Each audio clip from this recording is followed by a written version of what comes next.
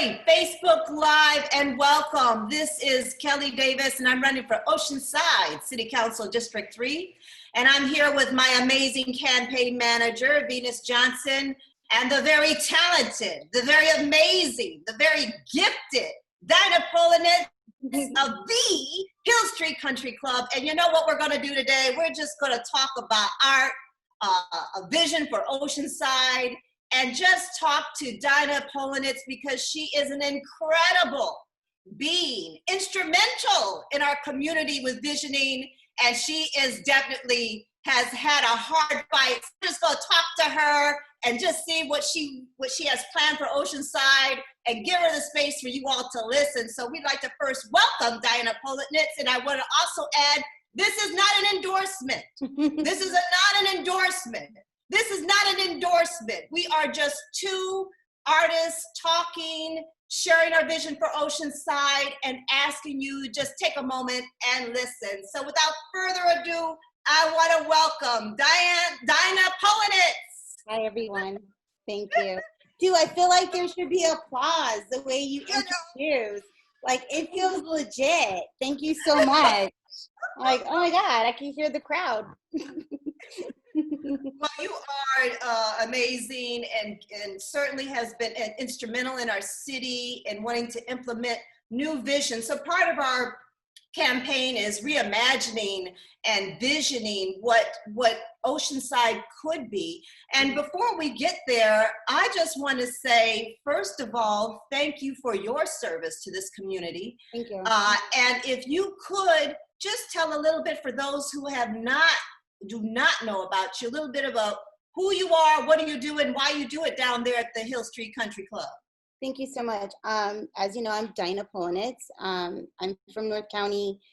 I grew up between Oceanside and Vista. My dad was here for the military and had two of my siblings on base out of 5 of us. And I was always into art. You know, as a kid, I was always interested in art, but I didn't really get a concept of art as a career until after high school, when I moved to LA, when I was exposed to like museums and galleries and public art and art history classes in college. That's when I knew art had a career path. But growing up in North County, I had no clue. You know, like I wasn't into sports. I wasn't a big, like church person, like I always felt like an outsider in North County because I had this very creative, like, concept of like how to see the world and thinking and processing everything. So, I moved to LA. I worked with producers. I worked at galleries. I got a degree in art history and art administrative from UC Riverside. Went back to LA, then came back here, and then noticed that, there is a museum, but there was no public art that was visible, no galleries. And also, there's those who have implemented some amazing art programming, but that art programming fit a certain type of audience, and that audience was not me.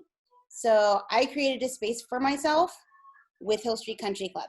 And we start, my best friend, Margaret Hernandez, who is my business partner, we started together as a fundraiser for the Oceanside Museum of Art for their education department. And we were told no many times, but we made a way and we figured it out. And Julia Pfister, who you should hook up with, by the way, she has a space in the Valley called Studio Ace. She's amazing. She was my mentor, and she helped me, Margaret, create Hill Street Country Club, like as a mentor, like guiding us through the whole like nonprofit process and how to put a show together and how to fundraise. And we had our first event, and our first event, we used that money and we purchased pastels, like supplies for the 5th graders who visit the Oceanside Museum of Art's Art Quest program, because the top 3 questions they would ask is, what do artists do? How do they make money? And can I take some materials home? Because we always had like a project after every docent tour. And these were 5th graders under I think it was a Target grant program at the time that was funding every 5th grader to visit the museum one time before they go to junior high school. And my mind was blown, and we were kind of like annoyed the fact that every time these fifth graders came, they were asking for literally crayons to take home. And I have at that time I had a toddler, and I'm just like, my toddler has crayons everywhere, like crushed in the corner. Like how is it that a fifth grader doesn't have art materials like crayons at home? So that's how we came up with the concept to fundraise for their for their education department, and provided all those materials for every fifth grader the following year. And after our first event, we're just like, let's keep doing this. This is fun. We had a lot of like-minded friends and artists who we grew up with, and family members who participated in the first event. And we realized, like, we don't have that many opportunities to exhibit art and celebrate it and appreciate it at the same time. So we just started doing pop-ups throughout Oceanside. And finally, we got our own space in Artist Alley. And at the Artist Alley, we, while we were at Artist Alley, we co-founded the Oceanside Art Walk. It was our original pop-up business plan that we utilized for the first 2 years of our business. We did pop-ups all over downtown Oceanside to the valley. So when we organized Art Walk, we just went to the business owners that said yes to us as allies and did pop-up art shows for the Oceanside First Friday Art Walk. And then we got our space at Link Soul, which is like a perfect union, So, that's a little bit about what I do. Right now, we have the mobile art workshop program with the Oceanside Public Library, where we're the only art institution in North County to receive a California Art Council grant. We're also going to get acknowledged by the state of California for a mobile art workshop program with the library. So that's a really rad thing that's happening.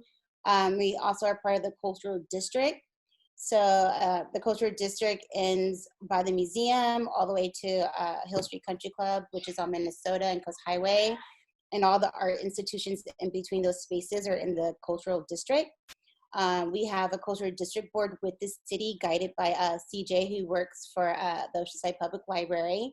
And so I know that we have the Oceanside Cultural Fest is coming up, so that's something you can check out.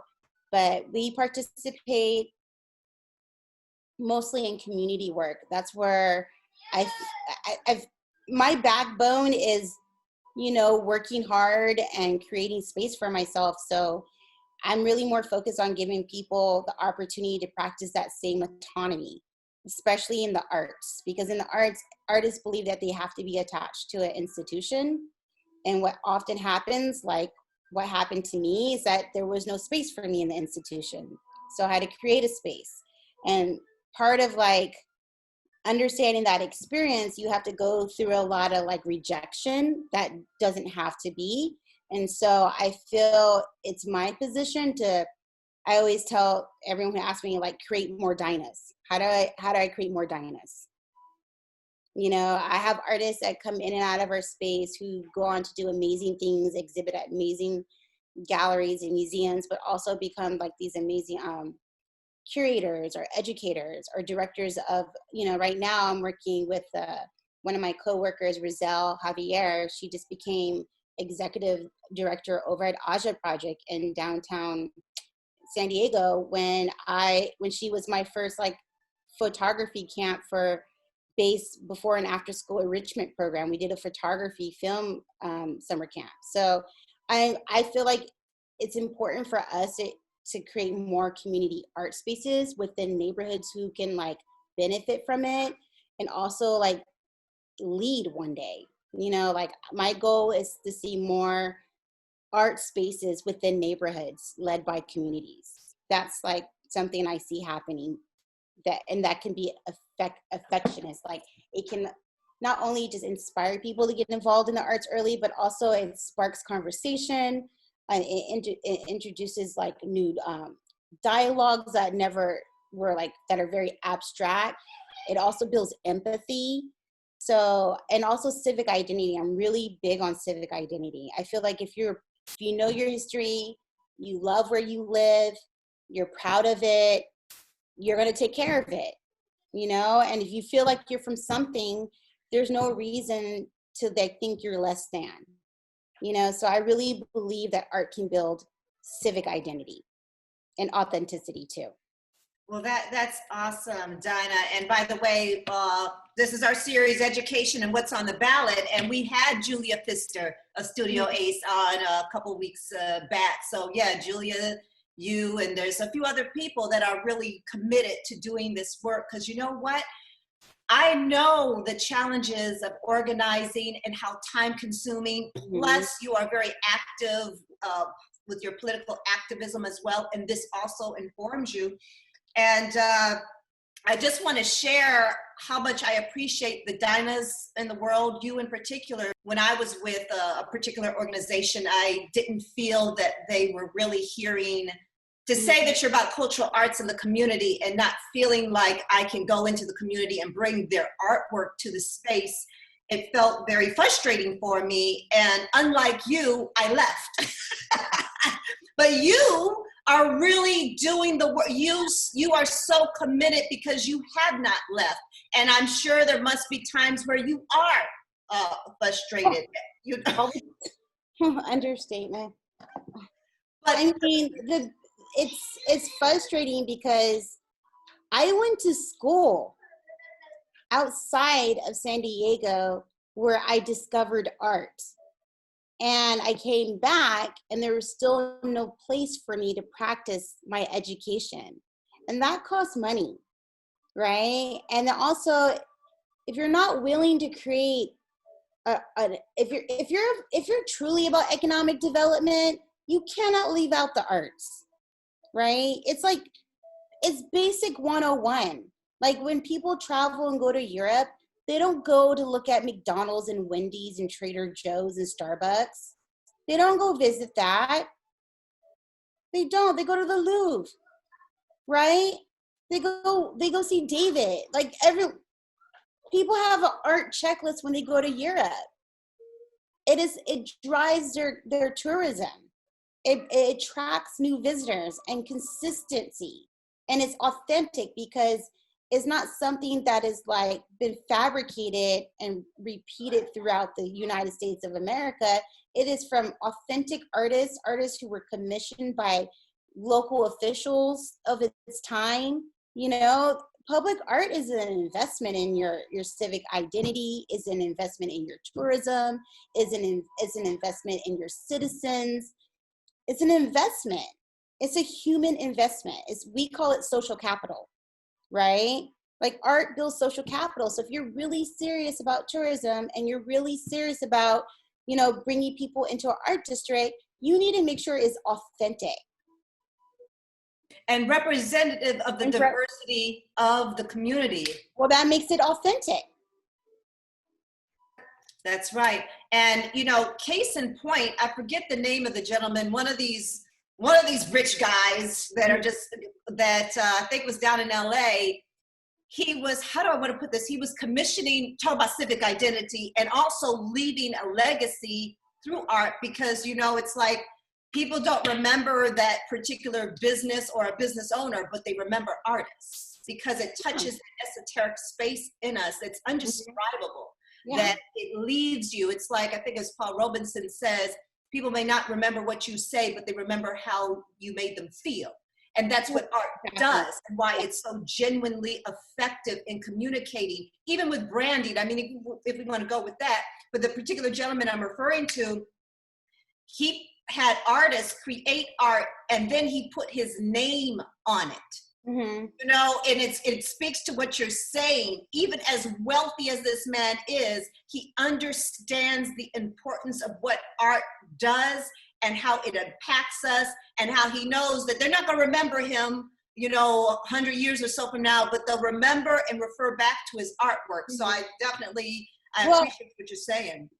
It's what I say that, like, as a woman and as an artist, and I feel like art is a memory keeper. And then politically, one thing that I say with my colleague, and we learned from her father, like Sarah Smith's father, he told us politically, like, the most radical thing you could do is create a memory. That's right. And I think with artists and art education, it is so important that we have spaces like the Hill Street Country Club, Studio Ace, there's Cynthia's Artistic Yep. Expressions. There's a number of these businesses that have felt the need since the art education has been so strained in our schools or completely eliminated. It's that quality of the full spectrum, and getting back to economic development and growth. Art also helps you vision. One of our campaign, we talk about creating new revenue streams. And what art does is you have the ability to vision, because again, it's not that you're thinking with that one side of the brain about, okay, facts, figures, and stats. We now have to shift, because you know what? We're not going to be able to go back to how it was. No, And everyone not. keeps basing, and even on the forums, they keep talking about all of these things that they were planning and what have been done. And I'm on the forums, I'm like, it's different now. Me too. Me too. It's because as artists, we think emotionally about the effects of our work. So that gives us a head start to think conceptually about where people's emotions are going to be from now. We're constantly processing our environment and how it's changing aesthetically and how it's affecting the way we move and talk and interact with each other, because those are all like the forms of art, right? Sound, right? Voices, texture, so it's like we're always thinking conceptually about the world. It's just who we are. We practice our soft skills a little bit more than others. And so, I mean, like when you go to like cities where you enjoy art, you know what they all have? They have an art department. You know what else they have? They have people they hired who go to school for art, to lead art. Say that. Yes. And you trust those people because you're like, oh, look at all the amazing things you've done on your CV. And oh, look at, you have a degree in this. Oh, look at, this is what you've created. And you use that as fact. But we live in a city where we had to work really hard to get CJ in the position that she is in right now to create opportunities for art. Like, I'm so grateful. I think she's amazing and she's doing a great job. But why do we have to convince our city officials to invest in art when the art industry is now at $888 billion? That's right. And there's such a space, even in a climate like this, for art, because you think about the impacts of social media, content creation. Mm-hmm. What do you need? Art. You need people who know how to write, so this is why it's so important for me when I look at a vision for Oceanside and education, how impactful this is. And I also kind of going to another subject, I was so fired up by Nina Turner, and I want to thank you. Oh, you're so welcome. Oh my God. After that, because, running as an independent candidate, and to hear her speak, and I felt like she was talking to me. Yeah. About go ahead and go forth. And again, circling back around with innovation and art, this movement, because it's not just, it's a movement really what's going on in the city. When I heard Nina Turner talking about politics and, about, staying in, certain areas, I just want to say thank you for bringing those kind of resources. And, with your community activism and your art, you've said a lot about the impact. Are there any things that that you want to speak to about your community activism? Well, I mean, I strongly believe in art as a personal and communal and universal message. I truly believe that us personally, we all have our hang-ups and our concerns. And then I know that as an artist, once we exhibit those concerns in an open space, it becomes communal, and people feel the need to empathize, to either share empathy with you, or they start to understand like, oh, it's not just me, right? It creates this like open dialogue, but also it creates this dialogue that can spark conversations to the universal solution to our problems. And so that's how I look at art. And that's why I'm involved in politics, because I see the personal and the communal and universal connection and effect. I see it. I see it. And I truly believe if people can navigate a creative way to have these very difficult conversations, we can get some shit done. So like, that's how I utilize art. You know, for example, at Hill Street Country Club, we just had the reuse project with the Cal State San Marcos students. And we decided to extend reuse as a program at Hill Street Country Club because environmental issues are personal and communal and universal, right? And environmental artists is a genre that gives us the opportunity to have these conversations and workshops and like creativity to finding a solution to this problem. And maybe hopefully we can have the effect on our community having the conversation with our city and getting involved, right? That's another way to look at art. I mean, at the Hill Street Country Club right now, we have Normalized Radical. You know, we have that exhibited, which is like a 10-year photography of Johnny Nguyen of all his protests, you know, photography for the last 10 years. And it gives you a chance to walk into the space and like really examine 10 years of our history and ask ourselves, have we changed? Have we progressed? What are we missing? Why are we not listening to each other? Like the other day, Johnny was in there last Saturday and someone who used to work for the police department came in and she had questions. She saw it on Facebook and she came in, and I used to work with the police department, and then he was there and they had an awesome conversation. Yeah. Because of art. Art just like became an introduction to a conversation that needed to happen. You know what I mean? And we need to have more of those conversations. We need to be able to think conceptually about our issues because nothing is linear. You know, everything's complex. There's an ecosystem of solutions. It's not just art in the community, but it's also like, what about our placemaking spaces? What about like how are we doing our signage and to encourage people to like reuse or not throw trash on the ground? Like it's so many solutions to our issues. We can't just like say it's this way and it's very financial and it's budgetary all the time. Like we have to look at the creative side of everything too. So I grew up in Oceanside and Vista. I don't like growing up in a boring town. Not deep. I don't like growing up in a boring town. Like, why? Why do we have to be boring? We should celebrate what makes us different, you know? And there's so many, we're the most diverse city in the United States of America. We have a lot of artists that are like, who are young and live in Oceanside, who are like photographing celebrities in high-end art magazines. Dana Tripp is local and I exhibit her work. She's been in W magazine. Like there's so many amazing young artists in Oceanside. They need a place to gather. They need a place to create, you know? And also it's also helps us reduce crime in a sense of like you introduce children to art early on, you create a diversion. You know, it's like catching them when they're bored, when they're more likely to be addicted to anything that makes them feel great about themselves in that moment. You can be a diversion too, an option. So, you know, I just feel like art is part of the ecosystem of solutions that we can practice. And it's affordable, it's accessible, it's diverse, it's conceptual, like anyone can do it.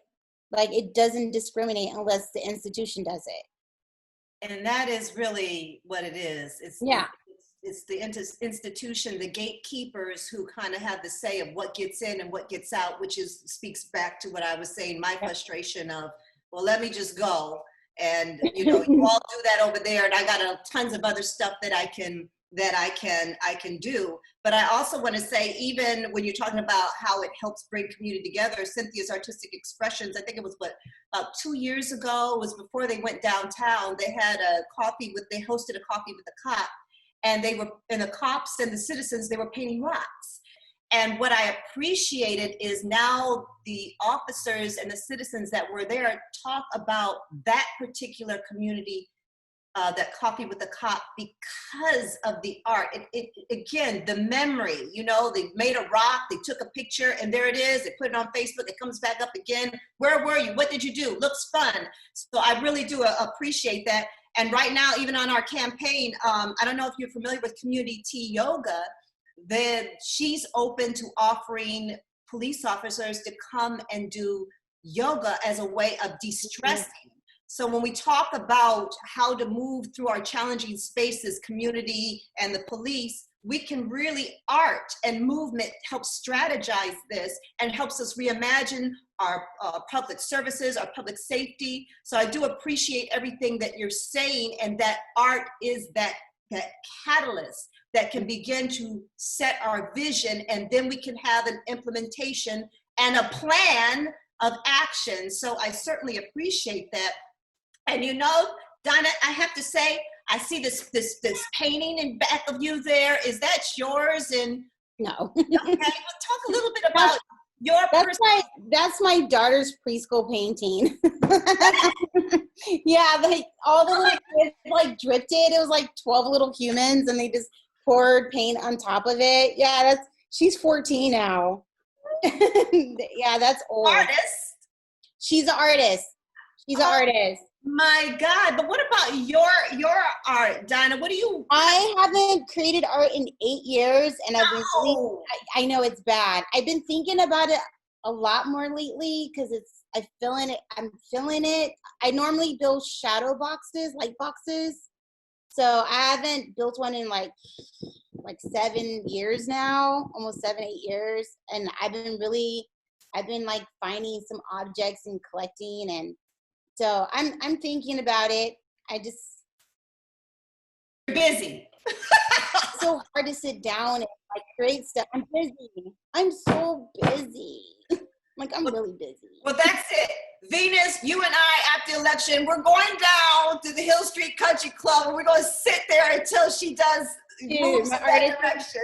My artists are doing that to me right now. One of my artists I exhibit recently, Alofa, she's just like, "Oh, you about to make some art, right?" Every time I see her, she rounds like, "Yeah, I'm getting closer.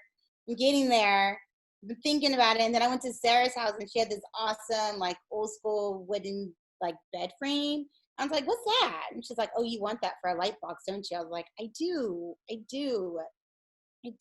Oh God, it's coming. It's coming. What's amazing about artists is that we don't forget that you are that. I mean, I certainly do it with my people. You know, it's like, are you working on that? Yeah, that's exactly what it is. That's exactly what it is. Yeah. So I'm glad now that Venus and I have that information. You know, and I know you're way too busy right now, because part of it is with art, you do need a certain kind of, not just a physical space, but the mental space to create. Mm-hmm. And I'm glad that you're contemplating that. So what's up for Hill Street? I know you mentioned a couple of things. What do you have upcoming? What do you want to share? So tonight at 5 o'clock, we have Disco Riot, which is a dance company down in San Diego. But with our local artist, Alyssa Junos, she is one of the dancers in the screenings. It's going to be awesome. It's a whole bunch of like dance videos of conceptual dancers and performers about getting out the vote. And so it's going to be beautiful. It starts at 5. It's free. You have to make a reservation on our website and on our Facebook page at the Hill Street Country Club. And you can also follow us on Insta, so you can make your time. You get 15, it's a 30-minute film. You get 30 minutes. You get up to 5 RSVPs. You sit in the space for 30 minutes. You get to watch the screening and then leave. And that's what happens. And that's happening tonight and Saturday. And then this weekend, our artist Johnny Nguyen will be in the gallery from 1 to 7. You can also visit our stuff and make your reservation for a cool 15 to 20-minute visit with Johnny, and he will walk you through the show. The work that's being sold in that show is going to benefit the San Diego Bail Fund for the protesters. So we're standing in solidarity with the Black Lives Matter movement and other organizations that are, mutual aid for like San Diego Queer Black housing. So we're doing a lot of like mutual aid projects with our art. So yeah. Awesome. And I know Venus, you've been putting that all in the comment information there. Good. Okay, absolutely. Well, thank you. This has been our series, the education and what's on the ballot. We've been talking to Dinah Poellnitz of the Hill Street Country Club. And please continue to explore and expand a vision for Oceanside. Support our local artists, especially during a time like this. Go down and log on to the websites that we have posted. And Dinah, again, I just want to thank you for your service, for being able to hang in there when others have not, and being able to continue. Oh yeah, don't forget, the Oceanside Public Library has amazing art programs like Studio Ace, myself. They have some upcoming stuff going on. Like, really utilize your Oceanside Public Library. They're so resourceful right now. They've been the best partnership with the city. I swear, I love that library. It's really looked out for Hill Street Country Club since we started. It's looked out for organizations that are like mine, and they really do get into those communities and provide resources. So please. We're gonna have a zine library collection with them too. So we've been buying artist zines, and we're gonna have a collection at the library that people can check out. The Oceanside Public Library is a great asset to the city. Really appreciate it and embrace it. They truly are. I helped produce Woo a couple years ago in conjunction with the Oceanside Public Library, and that's right on Oceanside, and they're always about helping bridge community relations and so active with that. And tonight, by the way, the Oceanside Public Library, in conjunction with the League of Women Voters, are hosting a forum for District 3, and so here we go. So thank you, Dinah Poellnitz of the Hill Street Country Club, and thank you, Facebook Live, for joining us. See you tomorrow. Bye. Bye.